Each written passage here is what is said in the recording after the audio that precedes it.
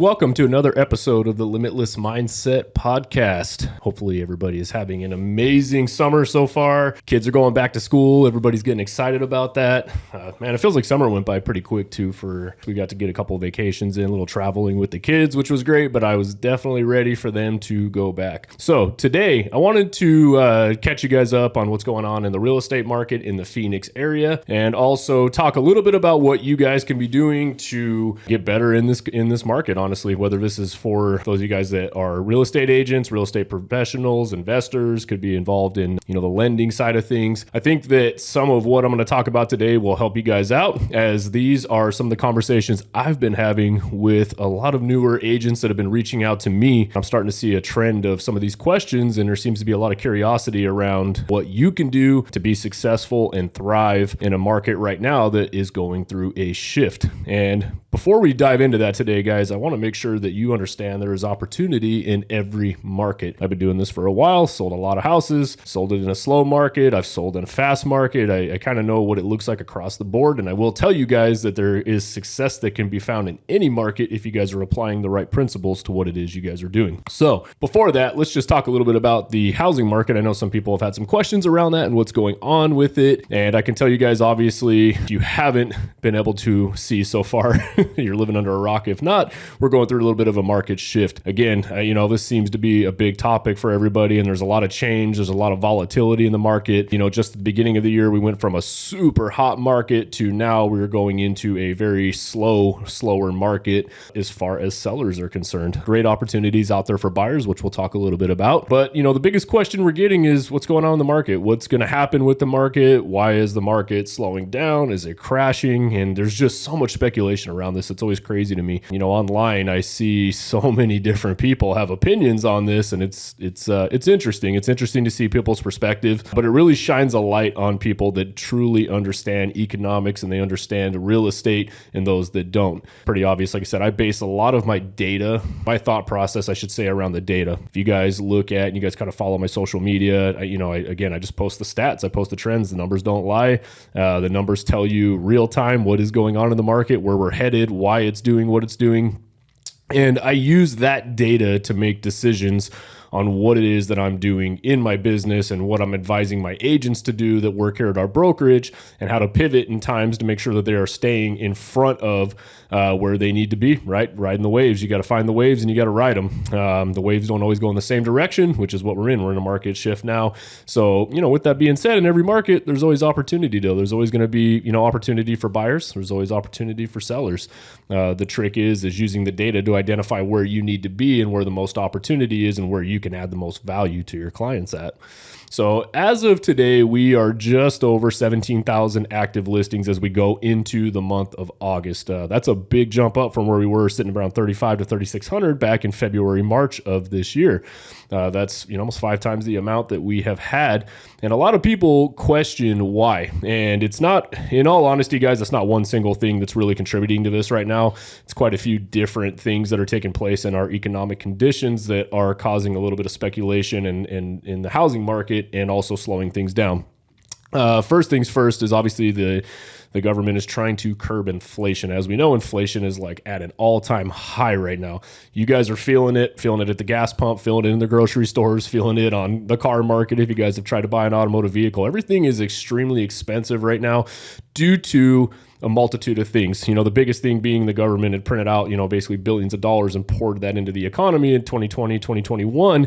Well, that money's got to go somewhere. It's going to flow down to the bottom in the hands of people that are then going to take that money and they're going to spend it and they're going to buy things, which increases the cost of items as more people are buying those items, supply and demand. So it's going to drive the prices up on that. Well, that got a little bit out of hand. The government said we got to slow that stuff down. So obviously they are bumping the federal interest rates up higher right now.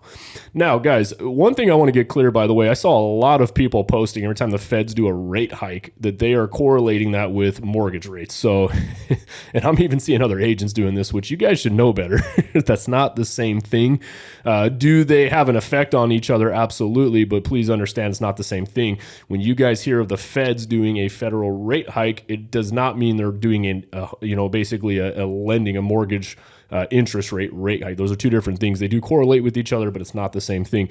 History actually shows that when the Feds do rate hikes, sometimes it does favor the mortgage interest rates and actually brings them down. We saw a little bit of that happen this week when they announced another 3/4 point interest rate hike. We actually saw some of the mortgage rates come down a little bit. Now, do I think it's going to stay there? No. To be honest with you guys, we are going to see a very volatile year this year, in my opinion, of this kind of tug of war between interest rates going up, a little bit down, a little bit going up. There's a lot of stabilization that needs to take place in the economy right now. And to be honest, guys, it's a good thing. I tell everybody this, as frustrating as it is, where everybody's like, oh man, they're raising rates. Well, guys, it's kind of needed. Inflation got through the friggin' roof. Cost of everything was going up. When you guys are paying $6 a gallon for gas, you guys are paying 10, 15% more for your groceries.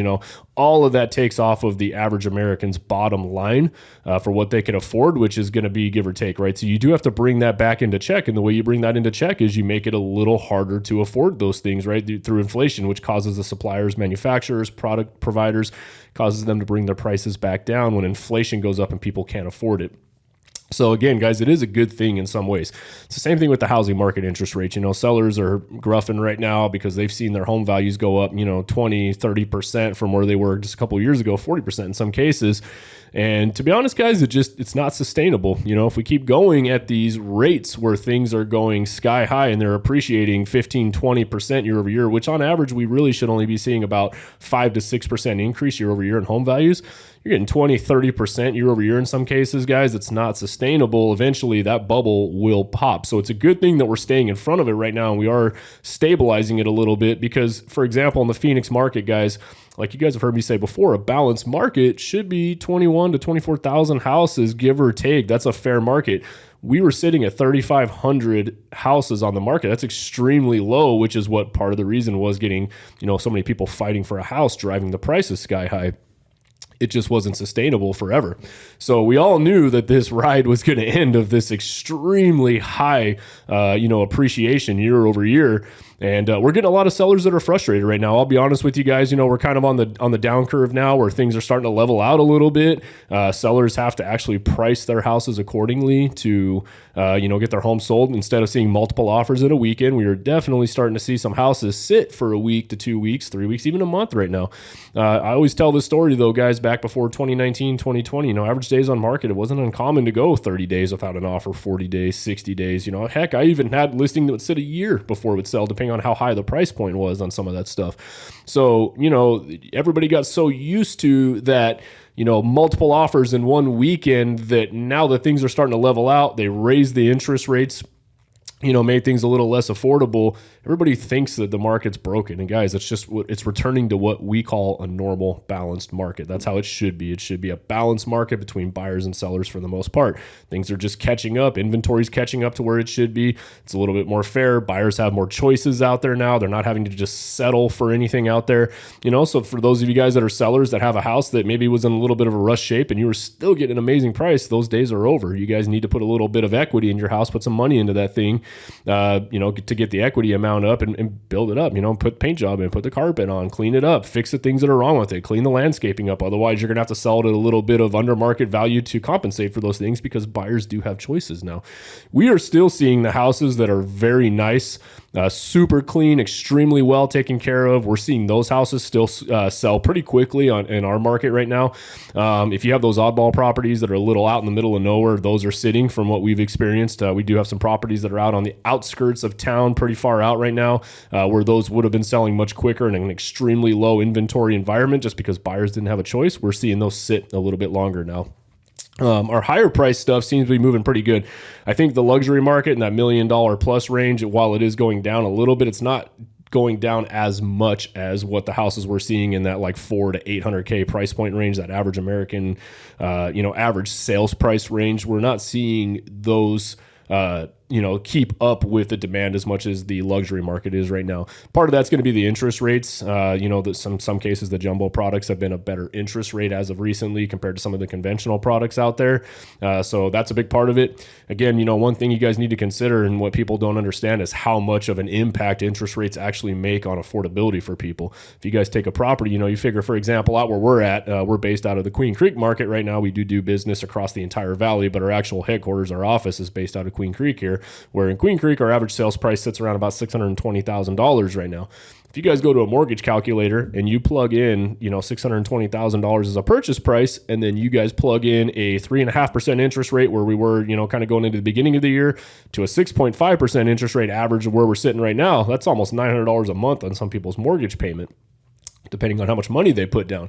That is a massive amount of monthly, cost going up for the average person that wants to buy the same house, and they're not responding to it well. The market's showing them that, affordability went out. As soon as you guys bump up, rates that high, you almost double them in a 4 to 5 month period. That's going to push a lot of people out of affordability. It's hard to go to buyers and say, hey, yes, 4 months ago, you could have afforded this purchase price, but now this time you can only afford this purchase price. Makes a really big difference for a lot of buyers out there right now. So that's just something to take into consideration. When you guys understand that and you guys understand the impact that higher interest rates are playing right now, you guys would understand why things are slowing down. It doesn't necessarily mean that your house is bad. It doesn't mean that it's not, that's not necessarily worth what you're asking for. It just means that it pushed a lot of buyers out of the marketplace. Now, there's a few things you guys can do to combat that, to be honest with you guys. Some things you guys can do is a price cut, which not everybody wants to do. You can get creative and you can offer some seller concessions for those buyers right now. If you guys are a seller, which means, hey, I'll cover some of your guys' closing costs for you. Or you could offer a seller concession that can be used to buy down their interest rate to purchase your home, which puts their mortgage payment back kind of closer to where they were about 3 or 4 months ago, maybe when they first started shopping. A lot of different options you guys can do out there. But the best piece of advice I can tell you guys is to be realistic with your pricing right now. A lot of sellers got away with, hey, my neighbor's house sold for, $600,000. I think I'm going to push mine up to $650 because mine has a nicer paint job. It just doesn't work that way right now, guys. We're not in that kind of economy or that kind of market right now where you guys can get away with that. So I would be advised of doing that pricing strategy. To be honest with you guys, in some cases, what we are doing now is, we're looking at comps. And traditionally, when we're comparing a home, in a normal market, when things are going pretty steady, pretty even, we're not seeing a massive incline in, home values going up or a massive decline. You can usually get away with looking at a 6-month window. You're probably going to see a 1 to 2% appreciation, 3% appreciation over a 6-month window average. So what we would do when we're comparing houses is we look at closed sales from the last 6 months basically. Then in the last 2 years, we switched to shortening that window up to 3 months, maybe 2 months of closed sales, or sales were happening so fast and appreciation was going up so much that had you looked at some comparable sales from 6 months ago, it really wouldn't be accurate because home values have gone up significantly. Well, now we're on the back end of that, guys, and it's actually going the other way right now. We're getting a lot of sellers that say, hey, my neighbor's house sold in February. They went for this price, and we have to have that tough conversation sometimes of, hey, yeah, that was in February when the buyers had no options, or you weren't competing with anybody in your neighborhood. Maybe there's only one other house for sale. Well, now you got 14 houses in your same neighborhood that you're competing with. Buyers have options, and what that's going to do is cause buyers the ability to negotiate a lower price depending on which seller needs to get out of that home a little bit quicker.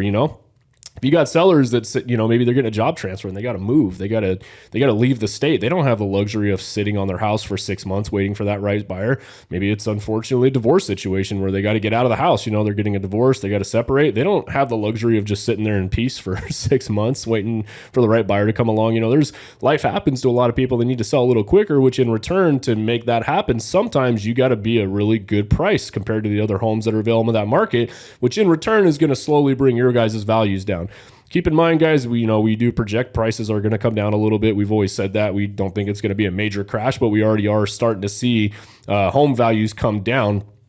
And it's not necessarily they're coming down, it's coming back down to a realistic price. A lot of people look at, right now, for example, we're in this little window where we're still seeing unrealistic sellers overprice their home, and those homes are sitting.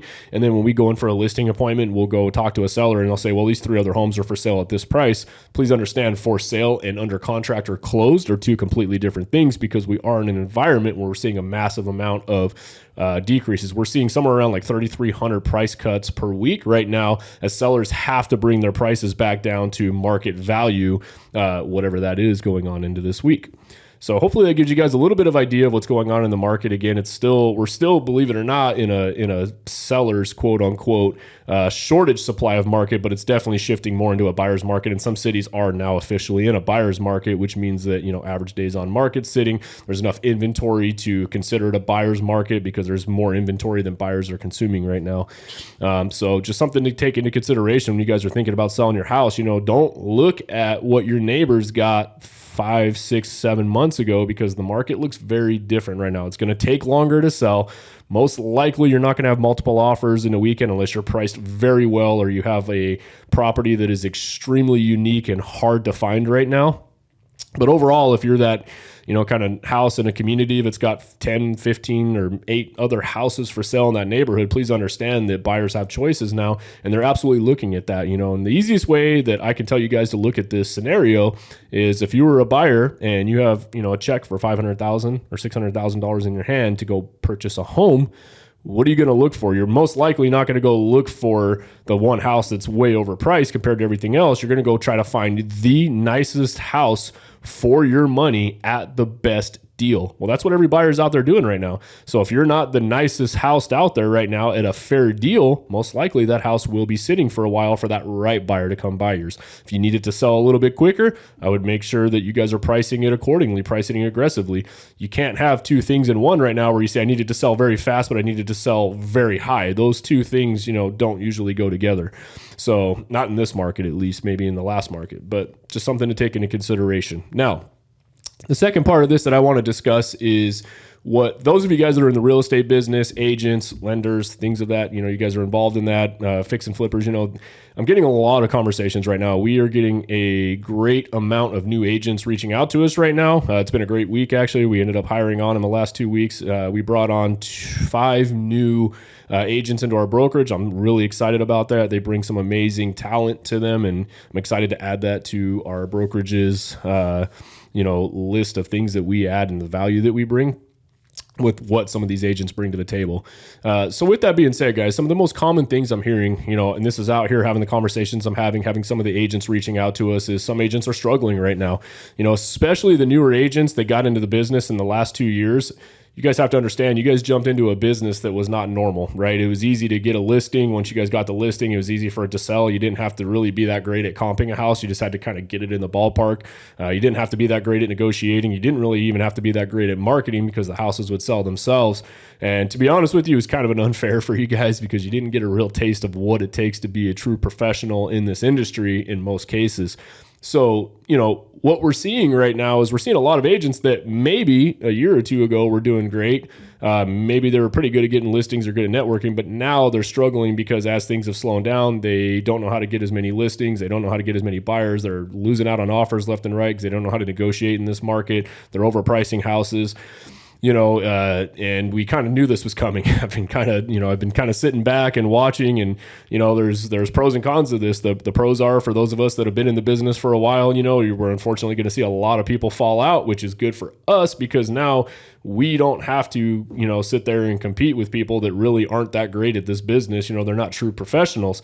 The cons are, it's going to be hard for you guys that are newer. If you guys don't know what you're doing, if you guys haven't been in an environment like this, prior to 2020, prior to 2021, if you guys have never been in a somewhat balanced market or a buyer's market or a high inventory market, and you don't really know how to get listings or how to price listings in that market, how to negotiate offers to get them accepted. You guys don't understand how to lock in listings because you don't know how to, present a listing presentation appropriately. You don't know how to have those tough conversations with sellers to get them to price realistically. You're overpricing your stuff and it's not selling and your seller's frustrated and they're canceling.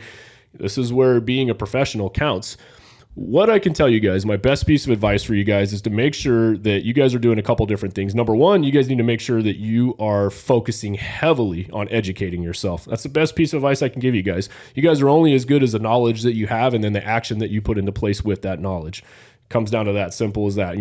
How good you think you are, well, that's going to come down to how good you're doing right now. If you're not doing that great, you're not probably as good as you thought you are. Because I can tell you, we're still doing very well. We're still thriving. We just added 4 more listings this week. We got 3 more coming up next week. We're still doing well. We got 4 more houses under contract this last week as well. So even in a down environment, we know how to have those conversations, and we know where to find deals, and we know how to get listings. So that comes from experience. That comes from knowing how to have those tough conversations. That comes from, how to set up your listing presentations to make sure that you truly are going to get the results that you promised your sellers. So if you guys are a newer agent and you guys are struggling right now, again, get down to the basics of completely immersing yourself in all of the knowledge that you need to have. You know what I mean? If you feel like you're weak in marketing, I would be investing heavily into whether that is, maybe courses, maybe that's you're hiring a personal coach or something like that. Somebody that's an amazing marketer that can teach you how to market, how to generate business, how to generate leads. If you guys don't understand the rules and regulations, I'd be investing heavily in going in and learning all of those things, right? Getting completely better at your craft. If you guys aren't great at sales, I would be investing very heavily at sales managers, coaches, people that can coach you through the sales process, the psychology of sales, the benefit of sales. Like, you guys really need to understand this stuff like the back of your hand.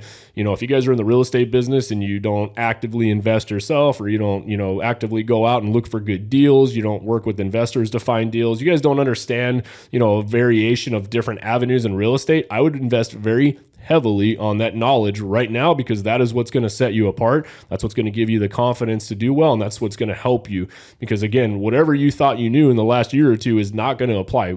As of today, we are doing things very different than we were even 6 months ago. As the market shifts, you have to have the ability to shift, and you have to have a certain skill set and knowledge to make the shift with the market. The conversations change, your listing presentations change, your buyer negotiations change. There's a lot of things that are going to change as the market changes.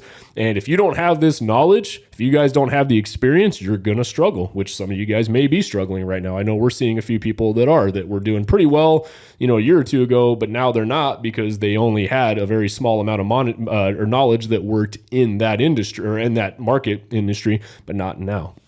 What does that look like? Well, guys, I can tell you right now, matters more now than ever that you guys are aligned with the right brokerages. You guys are aligned with the right team leads. You need to be behind people that have experience prior to the last 2 years and have a wide array of experience to help you guys out. If you guys are an agent and you're on a team right now and your team lead has only been an agent for the last year or two, guess what? Your team lead probably doesn't know what the hell they're doing. They're not going to be able to help you guys in an environment that they've never even been in themselves. You're probably finding that they're struggling a little bit. Maybe they're getting a listing or two themselves right now, but they're not doing that well. Well, guys, you're not aligned with the right people. In my opinion, you're not giving yourself the best advantage possible to put yourself in a situation to win, because you guys are following somebody that doesn't even know how to do it themselves, because they've never experienced that market. They don't have the knowledge, the experience, or the data behind them to win in this environment. And so it's basically the blind leading the blind. That's probably going to piss some people off, but that's just the fact of what it is, and take it for what it is, guys. But that would be my advice. I would tell you right now, personally, in my business, what I look for in coaches, I look for people that have experience in kind of all markets, right? I do have sales coaches. I do have, mindset coaches personally for me. I have people that teach me how to invest that have been in multiple different markets. I never go hire somebody or seek out help or even seek out advice from somebody that hasn't been winning at a high level for quite some time and understands how to win in multiple different markets and shifts, because that's the experience that I'm looking for. That's where I want to be. I would never follow somebody that wasn't modeling a business or the results that I personally wanted to see if they weren't getting those themselves. So just a piece of advice for you guys right now. If you guys are currently sitting in a brokerage, for example, in real estate that is not helping you, they're not giving you advice, they're not, actively out there just dominating it right now, or you guys are on a team and the team lead's not actively dominating it right now, they're not offering advice, they're not coaching you guys, I would probably recommend going out and finding somebody, finding a coach, finding a brokerage, finding a mentor that does have the experience and is still dominating right now, because that's where you guys are going to get the most bang for your buck. That is where, if you guys are paying splits, if you guys are paying, commission fees and whatnot to a coach and a leader, you better make sure you're getting what you're paying for.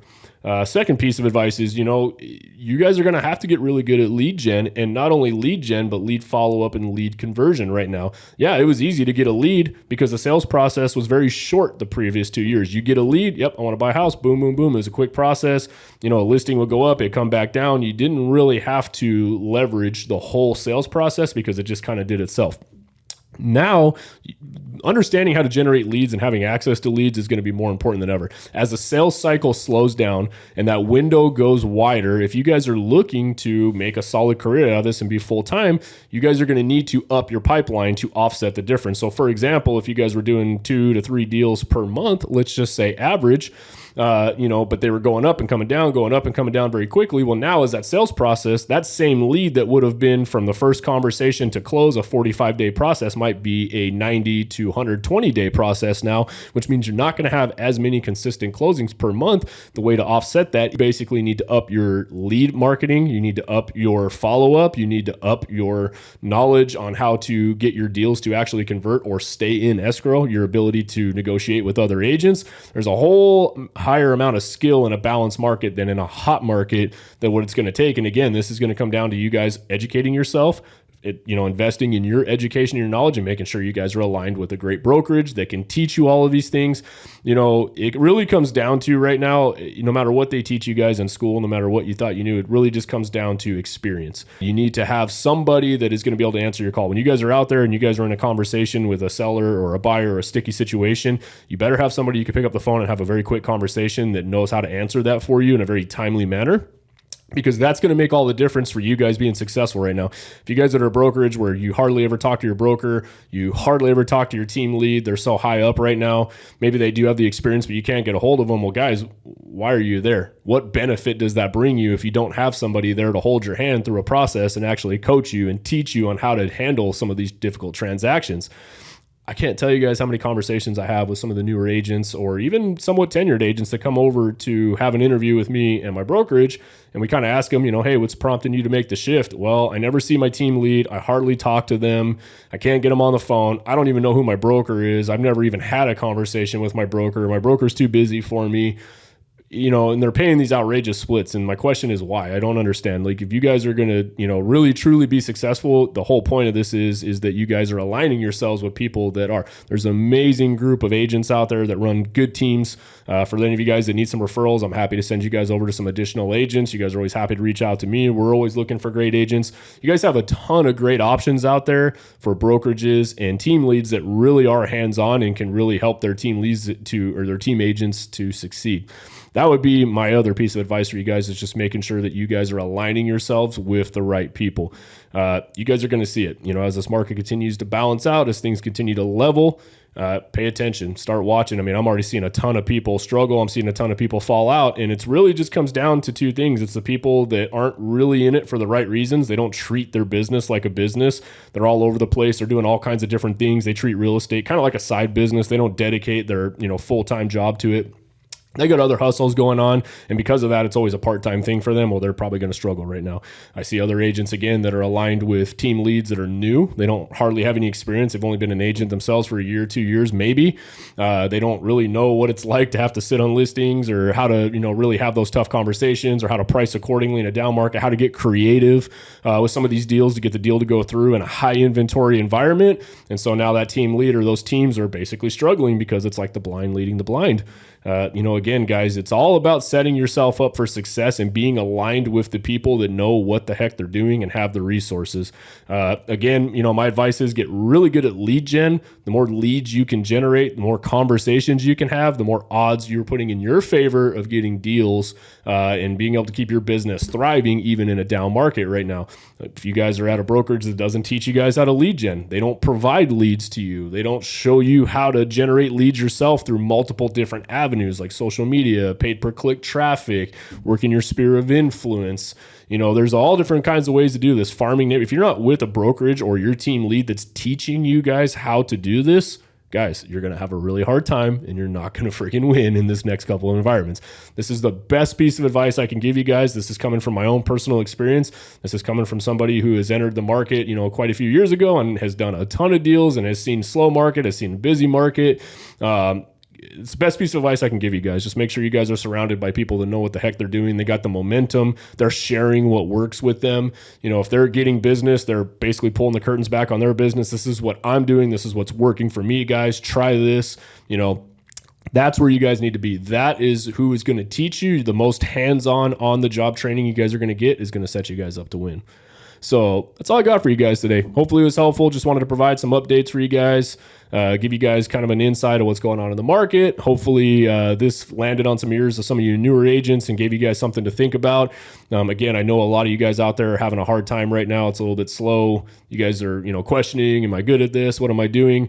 Before I would look at, are you good at it? Just two things. Are you guys doing the actions you need to take? And if the answer is yes, then are you aligned with the people you need to be aligned with that can actually truly help you and know what the heck they're doing in an environment like this? And are the people that you're following, the people that you're working under, are they seeing the results that you want to see right now? That would be the best piece of advice I can give you, is make sure you guys are, learning from some of the best out there. So as always, guys, hopefully you guys have an amazing week.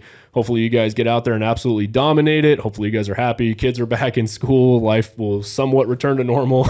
So as always, guys, get out there, crush it.